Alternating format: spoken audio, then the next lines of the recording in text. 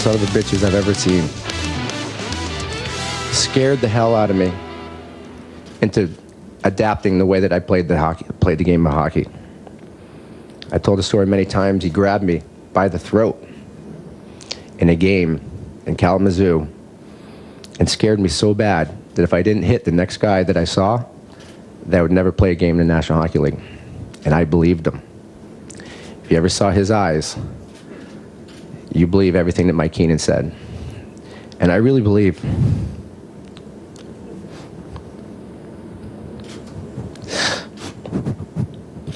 that because of him, he's why I played the game the way I played it. Well, there are two Iron Mikes in Chicago. You've got Mike Ditka, obviously, and Mike Keenan. And a day of high emotion for Jeremy Roenick. But as advertised, he is going to appear right off the show today. He has our Chronicle conversation in a day in which he fought back a few tears here and there. But I think he made it through it pretty well, and we are honored to have him here. Greg Pop in studio, flanked by Mark Purdy from the San Jose Mercury News. No long snappers tonight, No, Greg. no. We're not going to be able to do that. We got the most dramatic hockey player ever here. The most dramatic ever? I believe. Thanks, Purse. Yeah, appreciate it. Because you know that music you heard while during those highlights? That actually played while he was playing, He was playing. I really believe that. I really, truly believe that. And we have Ross McCain is here as well, who covered him for many years and now does so for Yahoo Sports. He's the NHL editor. Gentlemen, thank you, but I don't know whether to congratulate you. What do you do when someone steps away from doing something they've been doing all their lives and no longer will be doing it? How do you feel today? You know, I feel fantastic. I really do. Today was really an emotional day for me. I really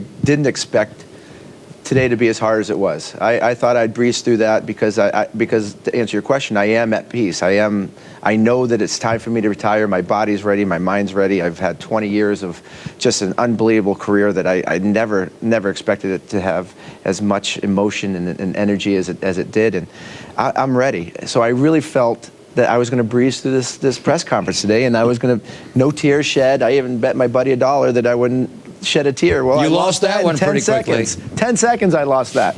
But it was a great day. I thank the San Jose Sharks for allowing me that opportunity, for doing that for me and putting closure on a career that I'm really proud of and able to go out on my own terms. That really means a lot to me. I lost the bet as well. I was choking back a tear here just watching it. I mean, it was... I know you're going to probably ask him about this, but I wasn't surprised you got a little red-eyed, but I was a little surprised the first red-eye was, get a little choked up, was Mike Keenan. Right, yeah. Of all the personalities in hockey, That's tough guy, but Greg, I think you were going to ask him about this. This guy was the hardest nosed hockey coach ever, and why that guy? I love Mike Keenan. Mike Keenan to me was he's the reason why I played the way that I played. He's the reason why I went out and threw my body into everything that moved and went kind of kamikaze into the corners. And I weighed 158 pounds when I first got to the league. And I would play in high school, so I'm not going to escape the fact that I wasn't a physical kind of guy.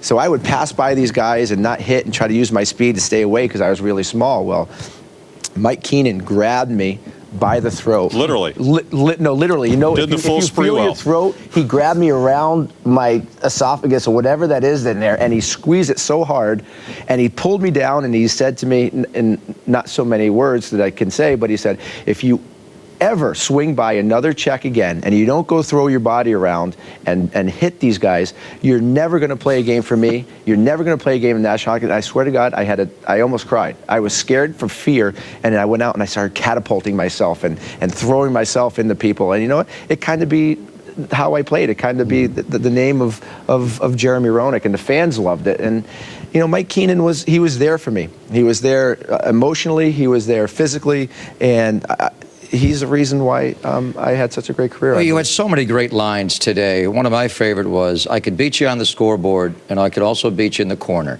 Now, growing up, even though you were slight of build, you were obviously the most skilled guy around. But were you tough? I mean, hockey is such an element. You got to have the skill. You got to have the hand-eye coordination and the hands to score goals. But you got to be tough. Yeah. Is that what Mike Keenan? Did he make you tougher at that point? Oh, absolutely. And I'll say something that I've never said on air before, and you say about being tough. I wasn't tough at all. I was one of those guys where I'd get hit, even if it wasn't really hard. I'd get hit and I'd lay on the ice like this. I'd lay on the ice, I'd be like, and I'd be looking around for someone to. and I've grown to hate that. And I was not a tough kid at all. I didn't have a stitch in my body until I turned pro at 18. I didn't have a broken bone in my body until I turned pro at 18. And I really didn't know how to deal with pain. Mike Keenan made me understand that I had to fight through things. Doug Wilson taught me how to do that. Steve Larmer. They taught me that when things are tough, when things hurt, you have to push back. You have to push harder. Because I'll tell you, I was not tough at all. I was very, very weak, and I found a way to use that pain and that anger to help propel me to being better. Well, you were so fast and you were so gifted. I You could was get away fast. from guys. You didn't have to be tough, right? Yeah, I thought I could use that. The NHL. Yeah, I thought I could use that once I got there, but you know, I learned that I could use that in many different ways, and Mike Keenan pretty much scared me into that thought process. Tell me about the early days in Chicago. And, you know, that stadium, first of all, playing at the Chicago Stadium was one of the great venues in all of American sports history, no matter it's basketball or hockey. And it was even better, I think, for hockey. But walking in that room and the guys you had, not only your roommate, Doug Wilson, but Steve Larmer, Michel Goulet, Chris Chelios, Dennis Savard, who was one of my heroes. What was that like to walk in that room with those guys? It was unbelievable. And it's kind of a funny story. I've said it in my blogs on my website, but I said I came in at 18. I came out of my junior year of high school. I swear to you, I barely had a hair on my body, and I was 158 pounds. And I walked into the Chicago Stadium locker room, and there's Dennis Savard and Steve Larmer and Steve Thomas smoking a cigarette, sharing an ashtray. I had Al Secord right in front of me with chest bigger than I've ever seen, and arms, and guys with receding hairlines. And I look in another corner, and there's guys taking their teeth out and putting it on, putting it in a cup next to it. And I'm sitting here, I'm going, oh my God, I am so out of my element right now. I just finished playing against high school kids about 2 months ago, and now I gotta go in fear for my life of going against these barbarians that look like they've been through hell. I mean, I didn't see an ab on a hockey player until 26. These guys, they played hard, they lived hard, and they showed every ounce of it on their face. And I was really scared at 18, to tell you the truth. You know, Jeremy, the thing that I think most people admire from your career and early on and surviving those early days and moving on with your career is the passion that you showed in your game, night in, night out, year in, year out. Why? Where did that come from for you? Why were you able to maintain that so long? I think just like anything else, you learn to love something, and when you love something so much, you're passionate about it. And I think being in Chicago, those fans are really passionate. Playing in Chicago Stadium, if anybody had the opportunity to go there, they would understand that the noise, the sound, the organ, the whole aura of that stadium, it flowed through you. And I think that got in your blood. At least it got into my blood. I enjoyed it.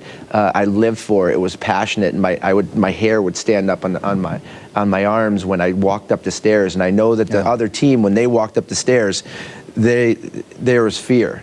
And when you love something like that and get passionate about it, it gets in your blood. But you had to come to the party with some of that, Jeremy. Well, I think you would have been the same kind of player if you'd started your career in New York, maybe. Maybe not. I don't think so, to tell you the truth. I really don't. I really think that Chicago, the fans, the way that they treated me, and that ambiance that I was brought up in, the players that I was brought up in, the coach that brought me up like that. I really feel that that got in my blood. I really enjoyed watching the fans jump to their feet, cheer, bang on the glass, whether I scored a goal or made a big hit or punched somebody in the face. Whatever it was, I really got a high off of watching that, and I tried to do it more and more and more. And we just bonded. It was a really good way to grow up.